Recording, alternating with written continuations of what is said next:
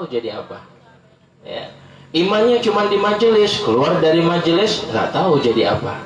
Makanya iman itu tempatnya di hati. Kalau iman sudah ada di dalam hati kita, yang terjadi apa? Mata kita nanti akan terfilter. Mata tidak akan mudah melihat orang itu dalam keadaan buruk. Mata tidak akan mudah untuk menilai orang itu jelek atau jahat. Yang kita lihat apa? Kebaikannya orang. Walaupun dia ahli maksiat, walaupun dia nggak pernah melakukan kebaikan sedikit pun, tapi kalau ada iman di dalam hati kita, kita akan berusaha mencari apa sih kebaikannya orang ini. Tapi kalau imannya sudah nggak ada di dalam hatinya, yang kita cari apa? Jeleknya. Sekalipun dia melakukan kebaikan, sekalipun dia berbuat baik, kita akan berkata, pasti dia cari muka itu, pasti dia kayak gitu cari pujian tuh, ya. Kenapa? Imannya nggak ada, ya. Makanya sebagaimana tadi malam Habib katakan di pengajian, Allah memberikan dua mata. Hikmahnya adalah agar kita bisa melihat kelebihan pada orang lain, agar bisa kita tiru. Dan yang kedua, agar kita bisa melihat kekurangan yang ada pada diri kita, agar kita bisa memperbaiki. Makanya orang yang paling baik itu adalah orang yang tidak pernah mengingat kebaikannya, tapi mengingat kebaikan orang. Ya, orang yang baik adalah orang yang tidak pernah mengingat kebaikan dirinya sendiri, tapi selalu mengingat kebaikan orang. Itu orang baik. Ya, karena ketika kita melakukan kebaikan, kalau kita sebut kebaikan itu terus menerus, maka kita tidak akan mendapatkan pahala dari hasil kebaikan kita. Itu mata. Jaga pandangan mata. Kemudian orang kalau sudah ada iman di dalam hatinya, maka lisannya akan terjaga. Lisannya nggak mudah mencela orang, lisannya nggak mudah ngata-ngatain orang, ya. Makanya kata Rasulullah itu apa? Basahi lisanmu dengan berzikir kepada Allah, ya. Orang itu dilihat baik itu awal mulanya dari lisannya. Kalau lisannya baik, insya Allah semuanya akan baik. Jangan kita jadikan lisan kita ini seperti kebun binatang, semua disebut semua macam-macam hewan, ya. Jangan. Ya, sampai ada cerita di sini ada dua orang ustadz di sini. Ya, dua orang ustadz. Jadi ustadz A sama ustadz B. Ini mereka subhanallah lagi mancing. Ustadz A mancing, ustadz B mancing. Umpannya sama. Ustadz A ketika lagi mancing, begitu dimasukkan pancingannya, 5 menit langsung dapat ikan. Ustadz B mancing sampai akhirnya kurang lebih 10 menit. Gerak-gerak ini pancingannya nih. Begitu diangkat bukan ikan, dia dapatnya sendal. Ya. Kata Ustadz B ngomong, sialan dapat sendal katanya. Ustadz A ngomong, Ustadz tidak boleh kayak gitu Ustadz, kita ini Ustadz. Katanya kan, tidak boleh ngomong kayak gitu. Oh iya astagfirullah katanya. Akhirnya mancing lagi. Baru masukkan 3 menit diangkat dapat ikan lagi. Ustadz B gitu juga, masukkan pancingan nggak dapat ikan. Begitu goyang-goyang diangkat, umpannya dimakan, tapi ikan tidak dapat. Ngomong lagi ngomel, sialan tidak dapat katanya. Diingatkan lagi, Ustadz, jangan begitu, dilihat sama santri nggak enak. Oh iya, astagfirullah. Pokoknya nanti ingatin saya ya, jangan sampai saya ini memaki-maki lagi. Kalau saya maki-maki, biar nanti saya disambar sama petir, nggak apa-apa katanya. Akhirnya udah, mereka mancing kebetulan pas hujan. Gak lama setelah itu, ketika mancing, ya, hujan lebat, tiba-tiba ada suara petir. Ada suara petir. Kemudian gak lama itu, petir menyambar, kebetulan kena pohon kelapa yang ada di belakang mereka berdua. Itu pohon kelapa gosong, kebelah jadi 2. Akhirnya mereka bingung, mereka saling pandang-pandangan. Ya Allah, katanya kan, untung tidak kena ke kita. Akhirnya tidak lama terdengar dari langit suara malaikat ngomong, sialan tidak kena katanya. Ya. Jadi subhanallah seperti itu. Ya. Jadi jangan kita gunakan lisan kita ini untuk mencaci maki atau berbicara dengan ucapan-ucapan yang tidak bagus. Ya, gunakan lisan kita untuk berbicara yang baik. Ya. Kemudian orang kalau sudah hatinya itu ada iman, maka yang masuk ke telinganya adalah ucapan-ucapan yang baik. Ya, dia akan suka mendengarkan bacaan sholawat, bacaan Al-Quran. Gak risau kan? Biasanya ada orang ketika dengar adzan risau, orang ketika dengar sholawat risau. Siapa makhluk Allah kalau yang dengar adzan atau sholawat risau? Siapa? Nah, berarti kalau ada yang risau dengar sholawat, berarti dia ya, subhanallah. Ya, jadi seperti itu. Begitu juga orang kalau ada iman di dalam hatinya, dia akan memiliki akhlakul karimah, memiliki akhlak yang baik. Kepada siapapun dia akan berakhlak, kepada yang tua dia berakhlak, kepada yang muda dia menghormati. Kemudian dia akan merangkul siapa saja tanpa memandang sukunya apa, tanpa memandang agamanya apa. Karena apa? Kita adalah makhluk Allah Subhanahu wa ta'ala yang harus sama-sama saling menghormati. Makanya bersyukur kalian kepada Allah. Di sini kalian berada di dalam satu wadah, di dalam Ahbabul Mustafa. Kalian memiliki guru-guru yang senantiasa membimbing kalian. Pegang betul-betul itu semuanya. Ya, karena kesempatan ini mungkin tidak akan datang untuk kedua kalinya. Sampai diceritakan dulu ada juga ini seorang santri baru keluar dari pondok. Santri begitu keluar dari pondok, akhirnya apa? Dia ikut kawannya. Biasa kawannya ada yang bagus, ada yang tak bagus. Yang diikut pada waktu itu kawan yang tak bagus. Akhirnya masuklah dia ke diskotik. Masuk ke diskotik, di situ tuh dia. Kawan dia ini dikerumunin sama orang-orang rame di situ. Dia kepengen juga, ya. Ditanya, ya, kalau bahasa sekarang, John, makanya kita ya, John, ini kenapa kok bisa banyak kawan di sini? Ini bro, katanya, aku nih pakai ini nih. Kau punya mobil?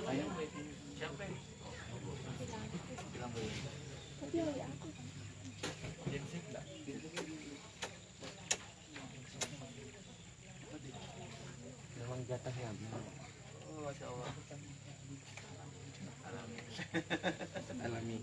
Ya, jadi apa namanya? Kok bisa ini? Kok bisa kamu dideketin sama orang-orang bagaimana?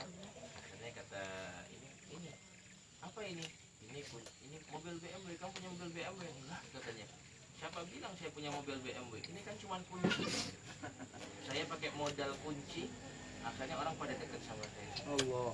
Tidak lama setelah itu dia pergi ke pasar luar. Cari kunci mobil mewah pada saat itu. Kalau BMW aja bisa buat orang dekat sama dia, saya mau cari mobil Mercy. Cari kunci mobil Mercy. Akhirnya besoknya ketika masuk ke diskotik, dia taruhkan kunci mobil Mercy di atas meja. Seketika itu orang-orang di diskotik ketawa semua. Oh, mungkin kurang keras. Ditaruhkannya lagi. Orang makin tambah ketawa. Akhirnya apa yang terjadi? Ya. Dia ngamuk sama kawannya. Panggil kawannya, oh ini bohong sama aku ya, katanya tidak pakai kuncinya aja orang-orang bisa dekat katanya, tapi mana buktinya? Apa kata kawannya? Kamu ini yang salah. Loh, saya salah apa? Betul yang kamu bawa kunci mobil Mercy, tapi helm motor kamu belum kamu lepas katanya. Itu bahasa Allah. Ya, artinya apa? Masih dilindungi sama Allah. Tidak boleh melakukan hal-hal yang tidak baik.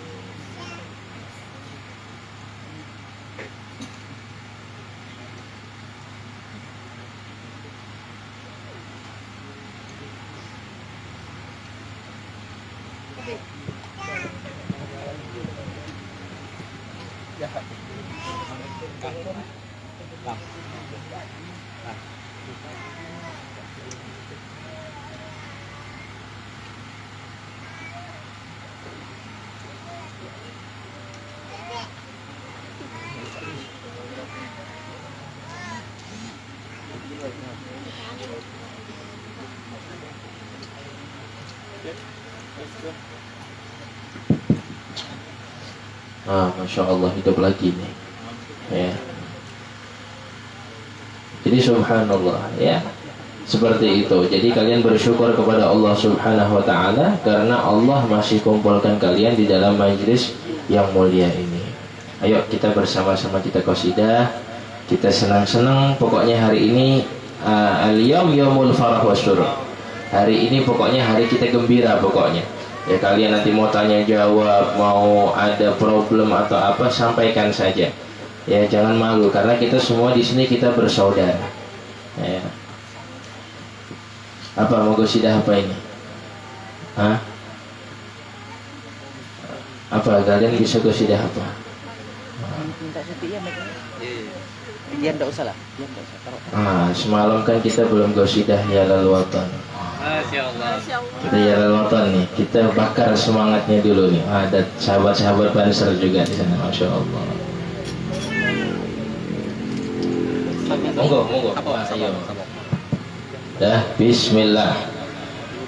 Ya lal watan, ya lal watan, ya lal watan, hubbul watan minal iman, wa la takun minal irman. Ya lal watan, ya lal watan, ya lal watan, hubbul watan minal iman, wa la takun minal irman.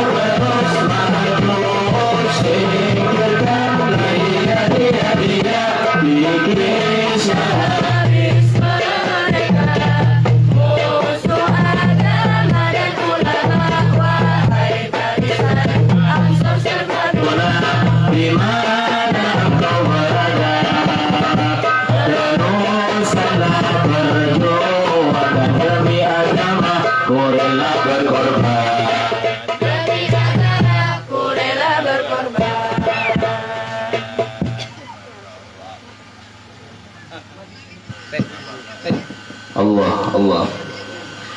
Ya jadi itu ya, kita selain cinta kepada Allah, cinta kepada Rasulullah, kita harus menanamkan di dalam hati kita ini cinta kepada Negara Kesatuan Republik Indonesia. Ya, nikmat kita ini jadi orang Indonesia. Ya alhamdulillah, Indonesia ini negara yang aman, damai, tentram. Coba kita lihat di negara Timur Tengah di sana, ribut semuanya. Ya, dulu waktu zamannya Habib waktu di Yaman itu perang saudara malahan. Ya, perebutan kekuasaan di sana. Tapi alhamdulillah nikmat di sini. Di sini orang nggak ada yang bawa senjata. Kalau kita di Yaman di sana, subhanallah, itu samping kita kalau sholat bawanya AK-47, ya, bawa bom lagi. Itu kalau meledak itu, subhanallah, ya. Jadi nikmat kita berada di Indonesia ini, ya. Makanya ya pesan Habib untuk kalian, terus semangat bersolawat, terus semangat untuk memuji Rasulullah, ya, yang taat kepada kedua orang tua, ya, baik yang orang tuanya masih ada atau orang tuanya yang sudah nggak ada, yang taat sama kedua orang tua. Karena seorang anak itu akan mulia apabila dia bisa mentaati kedua orang tuanya. Ketika orang tuamu memerintahkanmu untuk melakukan sesuatu, kerjakan, ya, jangan banyak mengeluh, jangan banyak alasan ini itu dan lain sebagainya. Kata Allah dalam Al-Quran, wala taqul lahuma uffin, dan jangan kamu katakan kepada orang tuamu kata-kata penolakan secara halus, nggak boleh, ya. Udah rapi, ya, misalnya udah mau malam mingguan, mau jalan sana sini sama kawannya, ya, ini tolong belikan mak terasi nak. Emak nih, kita udah rapi, udah wangi, disuruh beli terasi katanya. Jangan, ya, jangan, ya, marhaba, belikan. Ya, ketika kita bisa mengikuti kemauan orang tua, insya Allah di situ akan ada kebahagiaan. Sebagaimana siapa? Uwais Al-Qarni. Uwais Al-Qarni itu hidupnya sezaman sama Nabi, tapi nggak pernah ketemu sama Nabi. Ya, kenapa? Apakah nggak bisa? Bisa. Tapi pada waktu itu Uwais Al-Qarni tinggalnya di mana? Di Yaman. Mau pergi ke Madinah ketemu sama Nabi, tapi nggak diizinkan sama ibunya. Apa kata ibunya? Kalau nanti kamu pergi, siapa yang mau merawat saya? Akhirnya udah, kawan-kawannya semua pada pergi ke Madinah, pada jumpa sama Nabi. Ini Uwais enggak. Tapi subhanallah, Nabi ketika melakukan haji yang terakhir, Nabi berpesan kepada Sayyidina Umar dan Sayyidina Ali, wahai Umar, wahai Ali, nanti setelah aku wafat akan ada seseorang dari Yaman yang bernama Uwais. Dia adalah seorang tabi'in, kamu minta doa sama dia. Heran ini, loh kenapa ya Rasulullah? Dia tabi'in. Kata Rasulullah, betul, memang dia tabi'in, tapi apa? Dia memiliki kedudukan yang istimewa di sisi Allah. Kalau berdoa, doanya itu langsung tembus hijab, tidak ada batas antara dia dan Allah. Amalannya apa ya Rasulullah? Dia memiliki amalan ketaatan yang luar biasa kepada ibunya. Akhirnya setelah Rasulullah wafat, ya, ada kelompok orang yang berhaji dari Yaman ditanya, afikum Uwais, adakah di antara kalian yang bernama Uwais? Nggak ada. Musim haji berikutnya ditanya lagi, ada nggak yang namanya Uwais? Nggak ada juga. Akhirnya sampai yang ke-8 kali baru ditanya, afikum Uwais, ada yang namanya Uwais? Uwais siapa? Uwais Al-Qarni.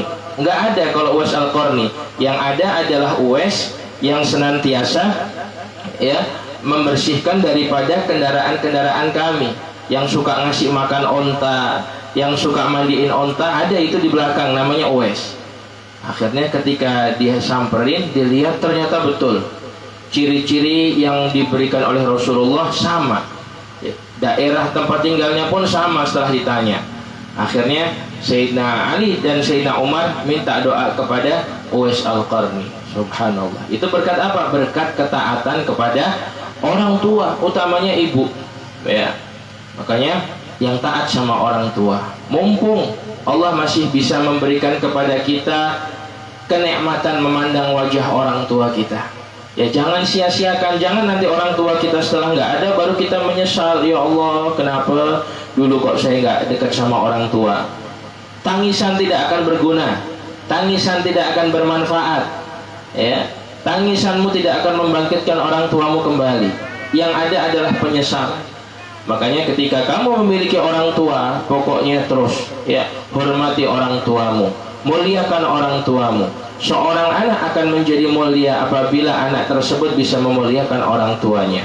Tapi sebaliknya, seorang anak akan menjadi hina apabila anak tersebut menghinakan daripada orang tuanya, ya. Kemudian yang kedua, hormati gurumu, karena kamu tidak akan bisa mendapatkan ilmu, kamu tidak akan sampai kepada Allah, tidak akan sampai kepada Rasulullah selain kamu menghormati daripada gurumu. Makanya dikatakan, bakhat man gatra'ahum, beruntung orang yang bisa memandang wajah seorang guru. Baru memandang aja itu, kalian melihat wajah guru kalian, alhamdulillah Allah berikan barakah pada diri kalian. Kenapa? Karena guru kalian memandang wajah gurunya, gurunya memandang wajah gurunya, sampai akhirnya ke tabiin, ke sahabat, ke Rasulullah Sallallahu Alaihi Wasallam. Makanya kalian jangan khawatir kalau kalian belum bisa memandang wajahnya Rasulullah. Kalian memandang wajah guru kalian, hitungannya sama kalian memandang wajahnya Rasulullah. Karena pancaran daripada pandangan guru ke guru yang bersanad sampai ke Rasulullah Sallallahu Alaihi Wasallam. Makanya dulu itu di zaman Imam Hasan Al Basri ada satu orang.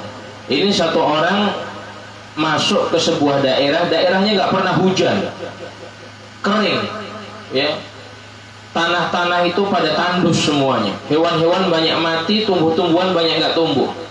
Akhirnya dilihat ada sekelompok orang yang ada di kampung tersebut, mereka lagi berkumpul mengerjakan sholat istisqa.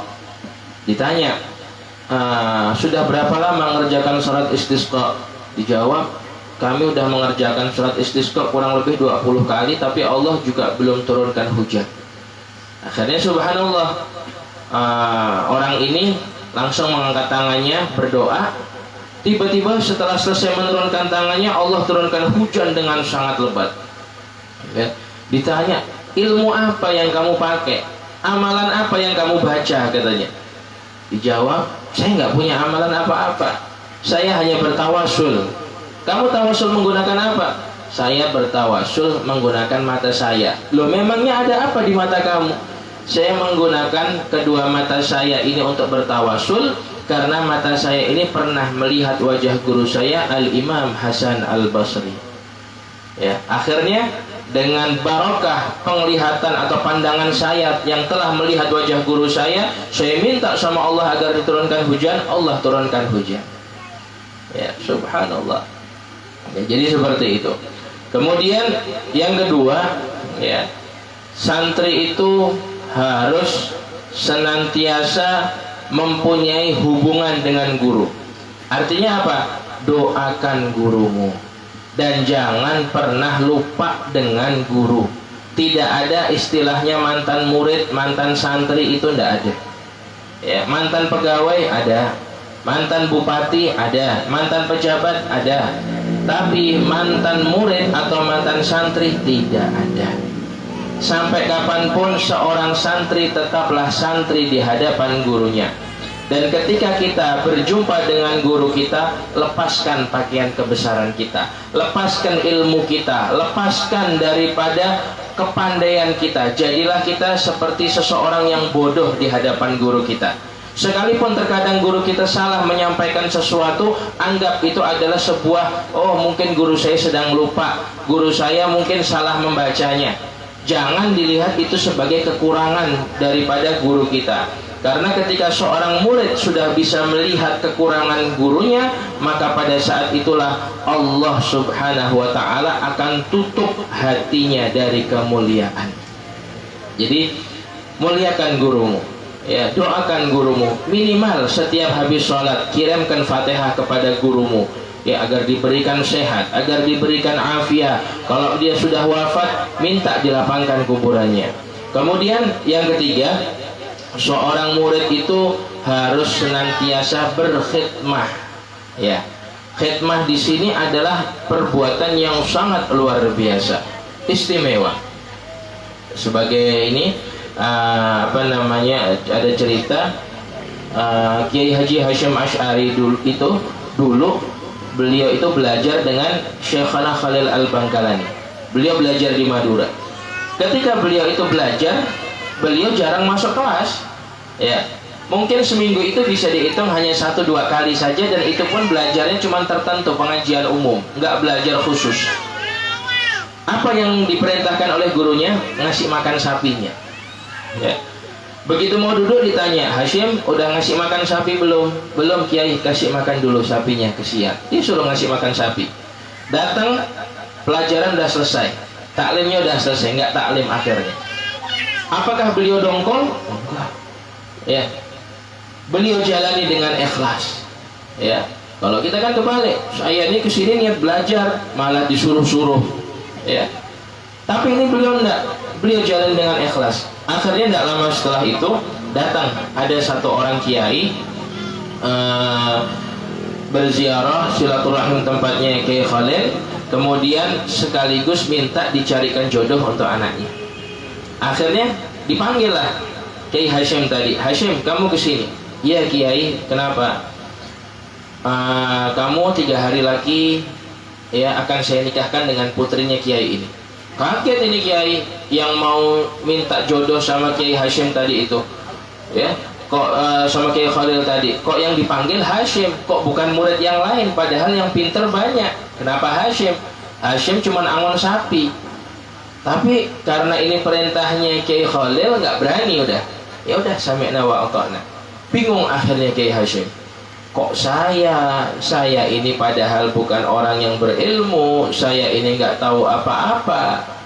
Akhirnya ingat, ya, Kiai Hashim ingat bahwasanya kata gurunya kalau kita lagi susah, kita lagi bingung, baca sholawat nariyah jam 12 ke atas sebanyak 100 kali. Baca sholawat nariyah. Akhirnya setelah baca sholawat nariyah tertidur. Di dalam tidurnya beliau bermimpi didatengin oleh a'immatul fuqaha, ulama-ulama ahli fikih. Didatengin Imam Syafi'i, didatengin Imam Maliki, Hanafi, Hambali, Nawawi, didatengin a'immatul fuqaha.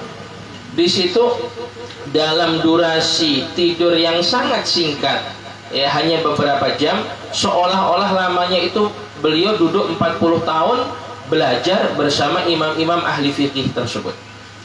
Bangun, masih belum paham nih beliau. Paling cuma mimpi aja. Tidak lama setelah itu malam keduanya habis baca sholawat nariyah tidur lagi. Begitu juga dalam tidurnya bermimpi berjumpa dengan a'immatul muhadditsin, ya, Bukhari, Muslim, ya, kemudian Nasai, Ibn Majah, Tirmidzi, datang semuanya. Sama, tidur yang hanya beberapa jam itu rasanya seperti 40 tahun. Makin heran, kok seperti ini? Besok saya mau tanya sama guru saya. Malam ketiga begitu juga, ketika tertidur bermimpi didatangi oleh a'immah ahli tasawuf, ya, Imam Ghazali. Kemudian didatengin lagi Ibn Athaillah As-Sakandari. Terus didatengin beliau, kaget beliau. Akhirnya sama, tidur yang hanya beberapa jam itu rasanya seperti 40 tahun. Ketika besok paginya mau bertanya sama gurunya, langsung sama gurunya dipotong. Ayo kamu siap-siap, kita berangkat. Sampai di tempat pengantin putri tadi udah ditunggu. Selesai akad nikah semuanya, Kiai Khalil pulang. Sebelum pulang berpesan, saya titip anak saya Hashim di sini. Ini Hashim ini orang yang alim, dia udah belajar selama 120 tahun katanya. Ya. Akhirnya ini ketawa mertuanya, mana mungkin, umurnya aja belum sampai 40 tahun, ya, kok udah belajar 120 tahun. Dites akhirnya. Besoknya dites sama guru-guru pondok. Di situ dibukakan berbagai macam kitab. Kitabnya bukan yang tipis, kitabnya yang tebel-tebel, kitabnya dibukakan. Subhanallah, ya, semua pertanyaan bisa dijawab. Bahkan Kiai Hashim hafal secara tekstual daripada tulisan-tulisan yang ada di dalam kitab tersebut, lengkap dengan halamannya. Bahkan ketika Kiai Hashim melontarkan pertanyaan kepada guru-guru yang ada di pesantren itu, mereka tidak bisa menjawab. Wa hadza yusamma bil futuh, dan ini yang dinamakan dengan futuh atau keterbukaan. Ya, barokahnya apa? Barokahnya khidmah kepada guru. Ya, juga diceritakan lagi dulu di zamannya Al Habib Ali bin Hasan Al Attas. Ya, di zamannya Habib Ali bin Hasan Al Attas itu, Habib Ali baru balik dari dakwah. Beliau duduk. Ya, beliau duduk, kemudian beliau mujurkan kakinya. Ya, santrinya udah paham. Ini kalau Habib Ali mujurkan kakinya berarti beliau capek ini. Akhirnya santrinya pada datang, yang mijitin kakinya Habib Ali pada waktu itu. Gak lama setelah itu datang orang masuk. Assalamualaikum. Waalaikumsalam. Orang itu datang ngagak Habib Ali, cium tangannya Habib Ali, minta doanya sama Habib Ali. Habis itu orang itu pergi. Gak lama setelah orang itu pergi, Habib Ali berkata kepada santri-santrinya, tahu nggak kamu siapa yang hadir tadi? Katanya. Nggak tahu, itu Nabi Khidir, katanya. Dia kejar sama murid-muridnya. Ya, dikejar sama murid-muridnya. Akhirnya tinggal satu santri. Santri ini masih mijetin aja. Ditanya sama Habib Ali, loh kamu nggak ngejar Nabi Khidir kayak teman-temanmu? Enggak Beb, saya di sini aja mijitin Habib. Kenapa? Antum lebih mulia dari Nabi Khidir. Bayangkan Nabi Khidir masuk, datang cium tangan sama antum, minta doa sama antum. Apa enggak hebat katanya? Ya, berarti antum lebih mulia dari Nabi Khidir. Akhirnya kawan-kawannya balik. Kemudian Habib Ali bertanya, gimana? Ketemu sama Nabi Khidir? Enggak Beb, enggak ketemu. Ya, ini subhanallah luar biasa. Ya, jadi kita ini bisa sampai ke maqam yang tinggi karena kita memiliki guru. Maka sering kita mendengar sebuah ungkapan, laula murabbi ma araftu rabbi. Kalau bukan karena Tuhanku, kalau bukan karena guruku, saya tidak akan mengenal daripada Tuhanku. Ya, jadi intinya jangan kita ini lupa sama guru kita dalam keadaan apapun. Ya, khidmah, ya, khidmah ketika disuruh sama guru, bismillah.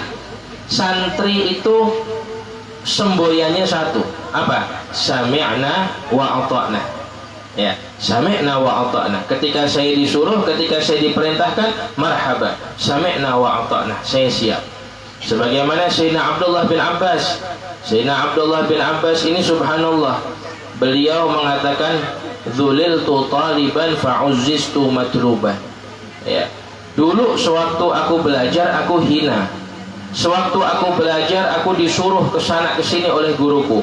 Fa'uzistu matluban, tetapi setelah aku selesai daripada belajarku, subhanallah, Allah memuliakan daripada diriku. Ya, luar biasa. Dan itulah barokahnya belajar itu, bukan hanya ada pada ilmu, tapi ada pada khidmah. Ya. Sebagaimana Al-Fakir pribadi, ya saya pribadi, saya termasuk orang yang tidak banyak duduk di kelas. Ya, baik ketika mondok di Indonesia ataupun ketika mondok di Yaman, di Habib Umar. Dulu ketika di Indonesia saya mondok, saya lebih banyak khidmah. Belajar, ya belajar cuma tidak banyak. Apalagi ketika sampai di Yaman. Sampai di Yaman itu saya tukang bawa sendalnya Habib Umar dulu. Ya, saya bawa sendalnya beliau. Saya pokoknya apa yang menjadi keperluan beliau, saya termasuk yang menyiapkan pada waktu itu. Ya. Kemudian kalau di musola Ahlul Kisah, saya tukang sapu dulu di sana. Saya biasa nyapu musola Ahlul Kisah di situ. Kemudian waktu saya dipindahkan di Inat, di cabang Darul Mustafa itu, di kota Inat begitu juga. Belajar cuman tidak seperti teman-teman yang lain. Saya lebih banyak berkhidmah pada waktu itu. Ya, berkhidmah, pokoknya bersihkan pondok pada waktu itu. Kemudian apa yang kurang di pondok kita koordinasikan dengan pengurus tempat. Begitu juga selama saya di Hadramut, kalau dikalkulasi antara duduk dengan masyayikh dengan khidmah, maka lebih banyak khidmahnya. Tapi alhamdulillah, barakah khidmah itu nampak. Barakah khidmah itu luar biasa yang saya rasakan. Makanya jangan pernah bosan atau malu untuk berkhidmah kepada gurumu, sekalipun kamu sudah menjadi orang besar, sekalipun kamu sudah menjadi orang yang hebat. Ya, makanya ketika kamu berjumpa dengan gurumu, letakkan ilmumu dan pasang adabmu. Ya, begitu juga ketika duduk dengan orang tua, ya lepaskan kepintaranmu dan pakailah pakaian akhlak. Jadikan dirimu itu seolah-olah bodoh di hadapan orang tua dan bodoh di hadapan guru. Jangan sok pintar di hadapan mereka. Maka disitulah Allah subhanahu wa ta'ala akan menurunkan keberkahan kepada dirimu. Kemudian juga sebagai seorang santri, ikuti daripada sunnah-sunnahnya Rasulullah. Ini jangan sampai ditinggal ini. Ya, kita santri ini terkadang lupa daripada sunnahnya Rasulullah. Ya, sunnah yang banyak mulai ditinggalkan apa? Kita ambil yang paling kecil, siwak. Siwak, jarang yang pakai siwak. Ya, kalau bisa gunakan siwak. Apa kata Nabi? Laula an asyqa ala ummati la amartuhum bisiwak 'inda kulli shalah. Kalau tidak berat bagi umatku, akan aku wajibkan untuk memakai siwak di dalam sholat. Sampai siwak ini ada ceritanya. Dulu ketika kaum muslimin memerangi daripada kaum murtadin di zamannya Sayyidina Umar Ibn Al-Khattab pada waktu itu, kaum muslimin mengalami banyak kekalahan. Akhirnya lapor ini komandannya kepada Sayyidina Umar, wahai Amirul Mukminin, kami ini mengalami banyak kekalahan, tolong berikan solusi kepada kami. Akhirnya Amirul Mukminin datang melihat pasukan, dilihat satu-satu, kemudian dipanggil. Berapa banyak dari mereka yang memiliki siwak? Sekali dilihat yang punya siwak dari 1000 pasukan cuma 2 orang. Ada sebab, ini sebabnya, karena kalian meninggalkan daripada sunnahnya Rasulullah. Akhirnya udah, kalau begitu mulai malam ini kok kita sholat berjamaah pakai siwak semuanya. Udah.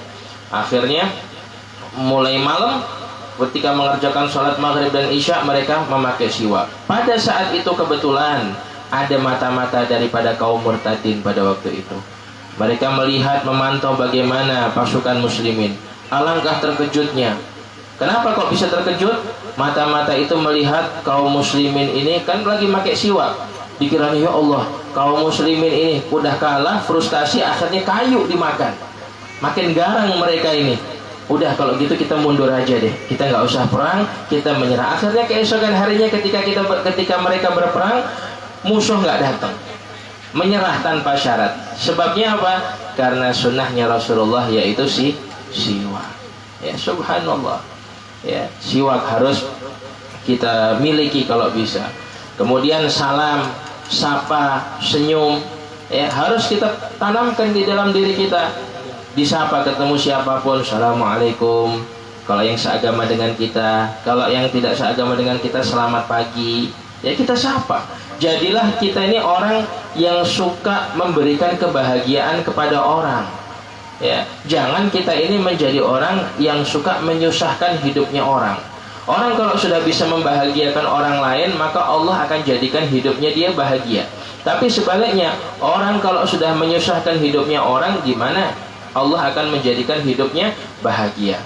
Begitu juga santri itu harus memiliki rasa yakin. Yakin di dalam apa? Di dalam berdoa. Makanya banyak yang bertanya, Habib, saya udah berdoa, tapi kenapa ya doa saya kok nggak diijabah? Karena kamu ketika berdoa kepada Allah nggak yakin. Ya, kunci berdoa itu yakin. Terkadang kita kan ngangkat tangan, ya Allah, saya minta ini, tapi dalam hati kita, dalam pikiran kita, diijabah nggak ya sama Allah? Ya. Atau ketika kita habis sholat, assalamualaikum warahmatullah, assalamualaikum warahmatullah, kita terburu-buru keluar. Kalau enggak, kita terburu-buru nengok handphone kita, akhirnya kita lupa berdoa. Ya gimana hajat kita mau diijabah sama Allah? Ya, minta sama Allah. Apa kata Rasulullah? Ud'ullah wa antum muqinuna bil ijabah. Kalau berdoa itu harus yakin bahwasanya doa itu pasti diijabah oleh Allah Subhanahu wa taala. Dan orang kalau sudah dekat sama Allah, insya Allah nggak ada itu penyakit-penyakit galau, penyakit-penyakit sumpek. Ya, kalau kita galau gimana? Kita punya Allah, ngapain kita harus galau? Ngapain kita harus sumpek? Saya galau, tulis di status, tulis di medsos, saya sedang galau. Udah gitu dilihat, berapa ya yang nge-like, berapa ya yang membagikan, ya? Atau kalau enggak curhat, dia curhatnya di mana? Curhatnya di live streaming. Saya lagi galau, tolong dong solusinya. Wah, dibaca satu-satu di situ, ya. Jadi solusi kalau kita galau itu bagaimana? Solusinya kita punya Allah, kita punya Nabi Muhammad, ya. Baca Al-Quran, ya. Baca Quran, Quran itu menghilangkan kegalauan, ya. Terkadang kita baca Al-Quran, Bismillahirrahmanirrahim, tapi handphone di samping kita bunyi, teng-tong. Lagi apa nih? Oh, lagi baca Quran, katanya. Baca Quran, bunyi lagi, ngopi yuk, ayolah, shadaqallahul azim, ya, baru bismillah udah, ya, baru bismillah. Atau yang kadang lagi, ya, dia udah galau, tapi biar nampak kalau dia ini menghilangkan kegalauannya dengan Al-Quran, akhirnya dia pamer, dia pasang live streaming, dia ngaji, dilihat. Kalau misalnya yang like banyak, dia baca suratnya panjang. Tapi kalau yang like-nya sedikit, kulhu diulang-ulang sama dia. Ya, jadi seperti itu. Ya, menghilangkan kegalauan dengan membaca shalawat. Ya, enak. Ya, sautul ghina yashrahil khatir tadhhab bihi kullal ashjani. Ya fatihil bab ya fatir aslih kusudi ma'asyani. Jadi dikatakan bahwasanya lantunan qasidah itu bisa menghilangkan kegalauan. Lantunan qasidah itu bisa menimbulkan kebahagiaan dan membuka segala macam yang tertutup. Itu kita ketika bersolawat kepada Nabi Muhammad, nikmat. Ya, makanya galau itu ya jangan, boleh galau. Galaunya karena apa? Nggak bisa sholawat, boleh galau. Ya, boleh galau kalau misalnya baca sholawatnya kawan lebih banyak, kita sedikit, boleh galau. Tapi kalau galau gara-gara urusan dunia, jangan. Apalagi galau karena cinta, jangan. Ya, jangan sampai kita galau karena cinta, karena udah nggak zaman galau karena cinta. Ya, galau karena cinta di PHP-in, aduh, nggak zaman udah. Ya, apalagi kalau istilah sekarang itu apa? Sleep call. Ya, sleep call namanya. Ya, jadi video call bareng-bareng nanti sampai ketiduran. Itu istilah sekarang itu. Ya, jadi seperti itu.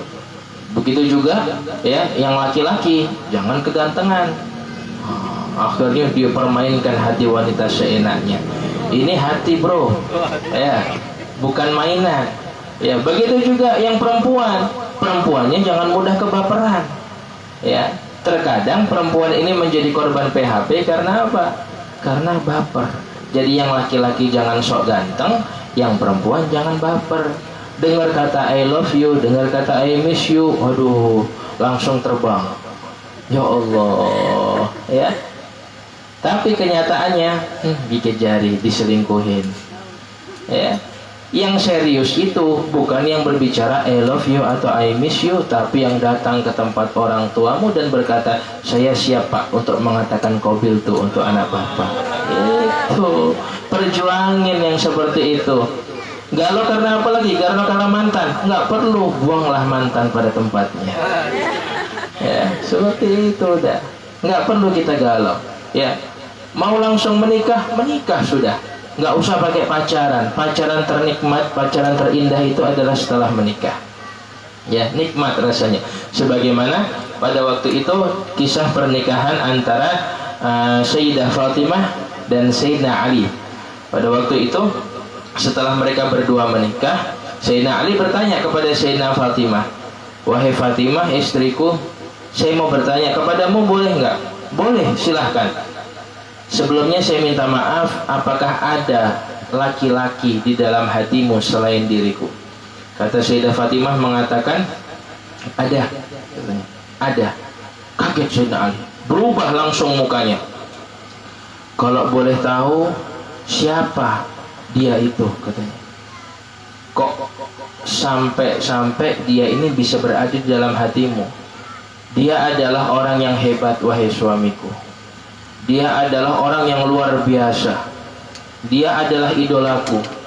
Dia adalah orang yang sangat dekat dengan ayahku. Makin penasaran nih Sayyidina Ali. Mukanya makin tambah berubah. Siapa dia? Kata Sayyidah Fatimah kemudian tersenyum. Dia adalah dirimu wahai suamiku.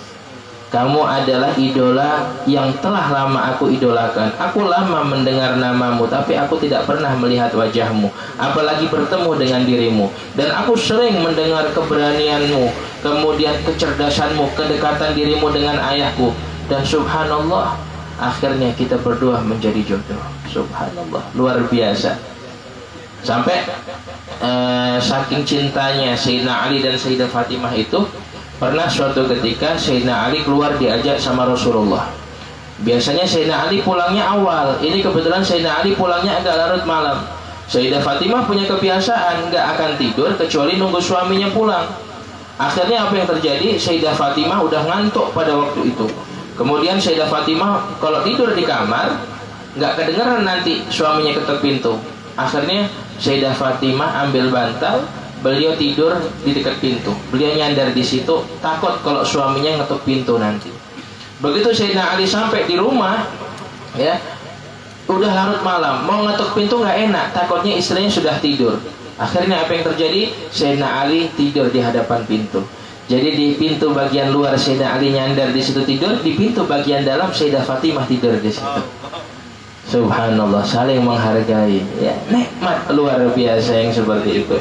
Bahkan saking istimewanya Sayyidina Ali dan Sayyidah Fatimah ketika mereka berdua itu menikah, sampai Rasulullah mendoakan mereka berdua, Allahumma akhrij minhuma al-katsirat tayyib. Ya Allah, lahirkan daripada mereka berdua keturunan yang banyak, baik dan mulia. Itu doanya Rasulullah kepada mereka berdua. Jadi ya, bagi kalian para pemuda dan pemudi, ya, terus semangat pokoknya, ya, terus semangat dan terus bahagiakan Rasulullah, bahagiakan Sayyidah Fatimah. Kata Sayyidah Fatimah, nanti akan ada wanita-wanita yang senantiasa ikut denganku. Siapa mereka? Mereka adalah orang-orang yang berpakaian sama dengan diriku. Mereka adalah orang-orang yang menghidupkan sunnah ayahku Rasulullah Sallallahu Alaihi Wasallam. Makanya di Yaman itu, di daerah Zabid, ada namanya Syekhah Sultanah Az-Zubaidiyah. Kalau kita biasa mendengar wali itu laki-laki, ini ada wali perempuan. Ya, Syekhah Sultanah Az-Zubaidiyah. Syekhah Sultanah Az-Zubaidiyah itu setiap malam sebelum tidur beliau baca sholawat 15.000 kali. Ya. Kita nggak usah banyak-banyak, 100 ya udah alhamdulillah. Kita sebelum tidur handphone, scroll Instagram, TikTok dan lain sebagainya sampai ke tidur. Bangun tidur bukan baca doa bangun, begitu bangun tidur cari handphone di mana. Habis cari handphone cari pengecas. Ya, dicas dulu baru kita baca doa habis itu. Kalau ingat. Kadang lebih parahnya lagi, habis ngecas ditengok masih awal, tidur lagi dia. Akhirnya subuhnya lewat. Ya. Jadi itu Syekhah Sultanah Az-Zubaidiyah, beliau ini ya 15.000 amalannya sholawat sebelum tidur. Hingga akhirnya pada suatu malam beliau itu mendengar hatif. Apa itu hatif? Hatif itu adalah seruan suara dari langit tapi nggak ada wujudnya. Ya. Ditanya, ya Sultanah madza turidin, wahai Sultanah kamu kepengen apa? Tidak dihiraukan. Yang kedua, malam kedua mendengar juga, minta apa? Gak dihiraukan. Akhirnya sampai ketiga kali beliau datang kepada guru beliau namanya Habib Abdurrahman As-Segaf. Beliau bertanya, wahai guru, saya mendengar ada suara. Suara apa disebutkan dan diceritakan? Apakah itu benar suara itu atau hanya permainan syaitan? Benar katanya. Terus andai kata saya harus minta apa? Kata Habib Abdurrahman ngomong, kamu minta kebersamaan bersama Rasulullah di dunia dan di akhirat. Akhirnya udah, ketika mendengar suara itu malam lagi, beliau Syekhah Sultanah meminta as'aluka murafaqatan nabi fid dunya wal akhirah. Akhirnya subhanallah, beliau adalah satu-satunya wali wanita yang berjumpa dengan Rasulullah secara yaqdhah setiap hari.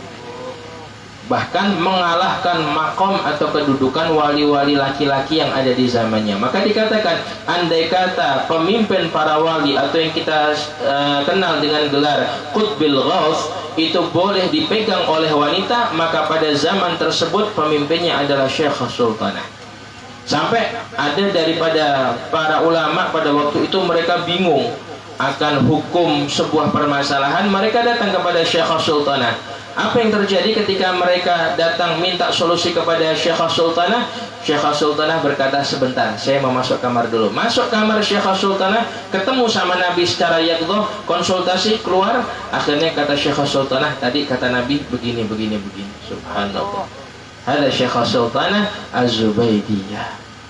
Ya, nikmat luar biasa. Ya. Jadi kita ini akan senantiasa terus menjadi orang-orang yang mulia, menjadi orang-orang yang baik selama diri kita ini dekat dengan guru kita. Kita bisa memuliakan daripada guru kita.